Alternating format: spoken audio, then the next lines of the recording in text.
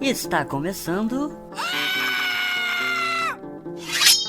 o Rolando Cabeça, podcast em que você pode conferir os melhores momentos da reunião semanal da Pataquari. Eu tava, assim, intrigado, né? Vagando pela internet, não é pelas interwebs. E aí eu me deparei, cara, com algumas notícias muito assim, capciosas. Veja esse quadro, né? Diz assim, ó. Primeiro, que o G7, né? Os 7 países mais ricos do mundo se juntaram, seus líderes decidiram duas coisas muito importantes. A primeira é que eles vão parar gradativamente de usar combustíveis fósseis por causa da natureza. E o segundo é que eles vão criar impostos sobre as grandes fortunas dos 7 países mais ricos do mundo. Começa com isso aí. Aí a segunda notícia é de que o Brasil, nesse momento, caiu para o 6º lugar no ranking dos países que melhor combatem a corrupção da América Latina. E a gente foi ultrapassado por ninguém mais, ninguém menos que a Argentina. E se você bem reparar quem são os 5 primeiros, são Uruguai, Chile, Costa Rica, Peru, que acabou de ganhar a eleição lá, o professor, e a Argentina. Ou seja, só os progressistas. E no Japão vai ter Olimpíada. E nas Olimpíadas desse ano, que era para ser ano passado, incluíram o skate, cara. Tudo isso me parece ser assim, uma aproximação comunista, dado que no G7 agora a gente tem o quê? Os taxadores de rico e os ambientalistas. E o skate nas Olimpíadas. Veja que coisa boa, né? Se você for ver, rolou uma polêmicazinha aí por causa do Fernandes, né, da Argentina.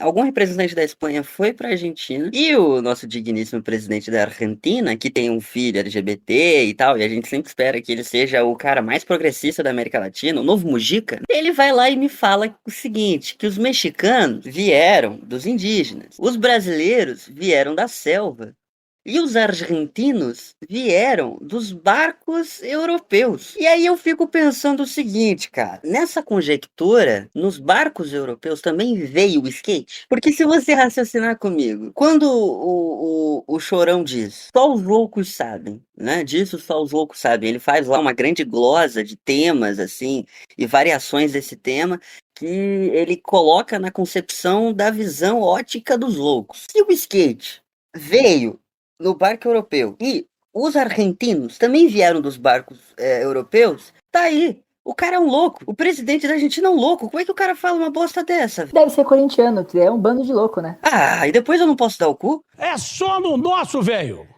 É só no nosso. Vocês estão de sacanagem. Porra. Qual é, meu cria? Tô vendendo sacolé, irmão. Porra, mó gostosão, tá ligado? Porra, tá tendo de abacaxi, laranja, maracujá, tá entendendo? Aí, vai ficar de caô mesmo, irmão? Porra, fica não para gastar essa onda, meu compadre.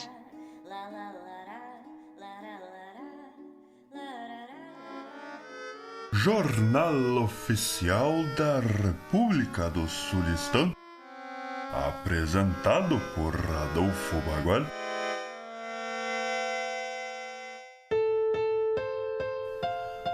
Os sulistaneses foram ao delírio com a aparição pública de nosso presidente Bigorrilhas. Quem tem mais informações para nós é o correspondente Clítoris. Onde você tá, Clítoris? É isso mesmo, Bagual. Você não vai adivinhar onde é que eu tô. Boa tarde para você e para quem tá nos ouvindo. Eu conversei aqui com o Agenor, que é o assessor do presidente Bigorrilhas, que fez um balanço acerca da muvuca dessa tarde. E retirado no seu gabinete, o presidente enviou uma nota em áudio. Vamos ouvir. Você tá vendo como você é educado? Tu viu como você é educado? Quem é de direita toma cloroquina. Quem é de esquerda toma tubaína. É com vocês aí no estúdio. Realmente são propostas tentadoras, revolucionárias e que confessam aí toda a admiração do nosso povo, da nossa população, pelo nosso presidente, não é mesmo? Bom, o Jornal Oficial do Sulistão fica por aqui. Eu encontro com vocês numa próxima edição para tratar de assuntos necessários da nossa política provincial.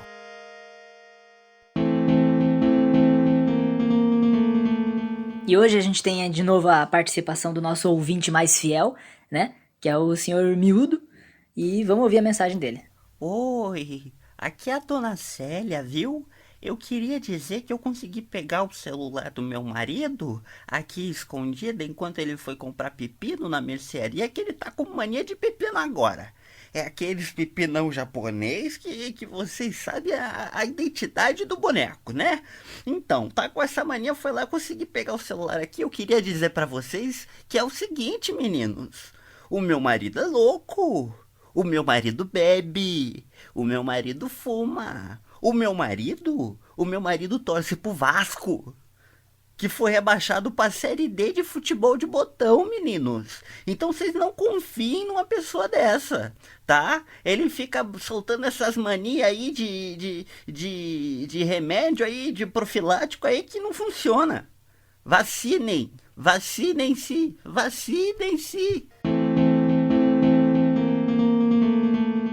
Nada como o amor, não é? Nada como o amor, né? Mas, cara, eu sempre pensei o seguinte, eu sempre imaginei que, no fundo, toda luta que a gente classifica muito michurucamente de minoria, no fundo, é tudo luta de classe. Sempre tive isso como concepção, que é tudo luta de classe, no fundo. Desde feudalismo, se você for pensar de feudalismo, pra mim, a herança do feudalismo que acaba desembocando no capitalismo é a luta de classe.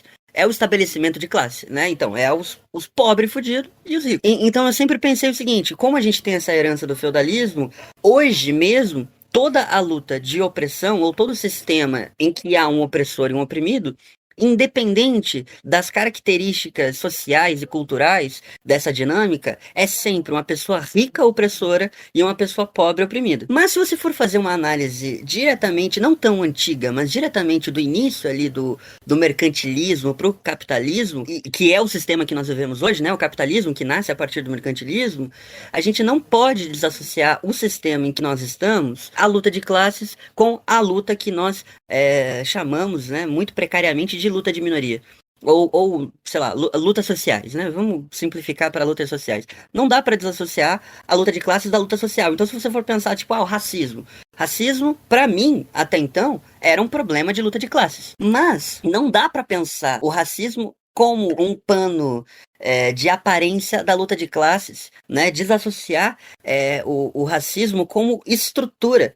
Porque para mim a luta de classes era a estrutura, e por cima dessas estruturas nós teríamos diversas modalidades sociais dessa luta de classes. Um dos maiores mercados mercantes do início, né, das invasões e das grandes navegações, é o comércio de escravo. E esse comércio de escravos se dá justamente pela conjectura, eu não sei se eu digo preconceituosa, eu vou dizer criminosa, mas pela conjectura criminosa de se estabelecer o outro diferente como sem alma, em primeiro lugar como diferente, então, e a partir dessa diferença eu estruturo ao mesmo tempo o racismo e a luta de classes, ou a separação de classes.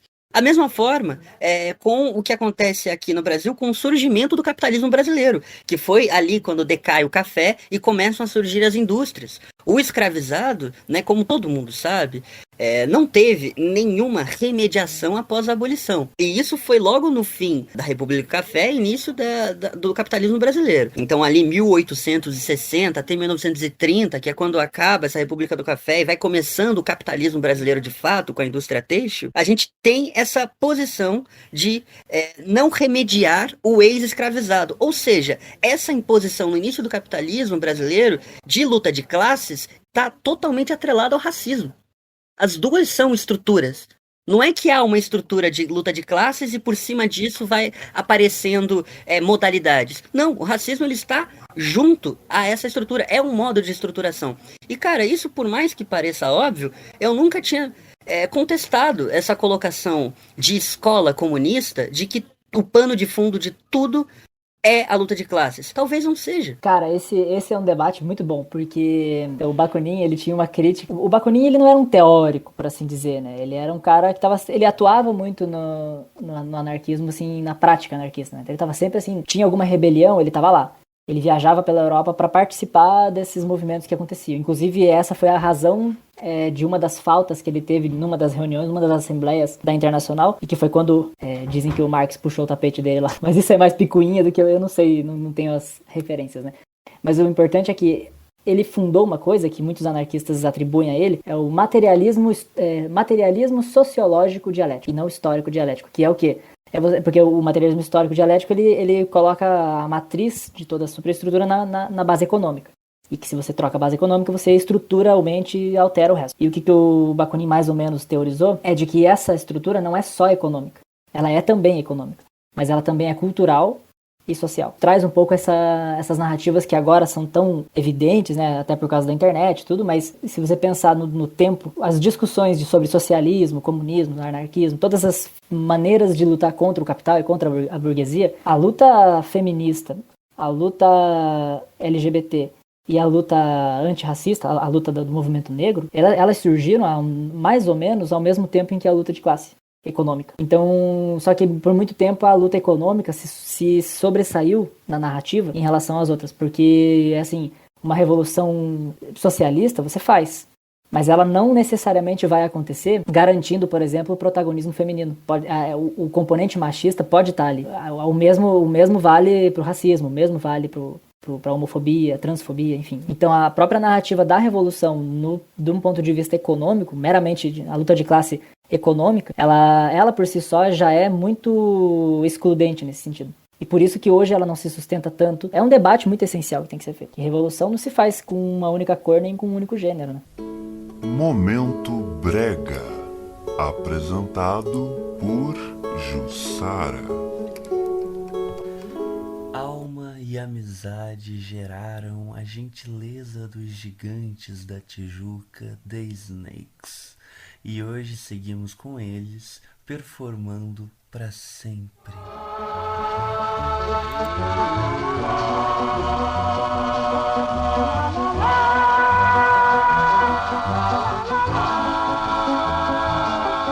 Pra sempre, queira-me sempre. Pra sempre, diga que sim. Diga que o seu amor será só meu, só meu pra sempre. Pra sempre, queira-me bem, eu lhe amarei com devoção. Eternamente irei, sentirei em mim o seu amor assim pra sempre, oh, pra sempre.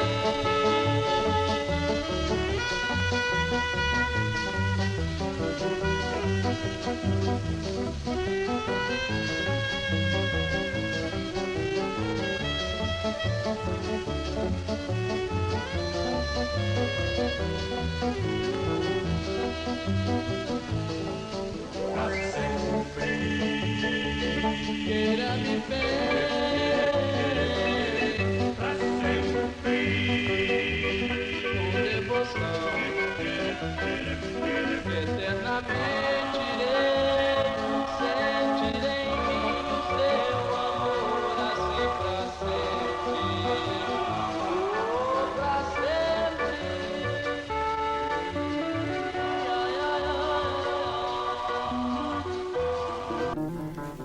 Você acabou de conferir o Rolando Cabeça, podcast sobre a reunião semanal da Patacori.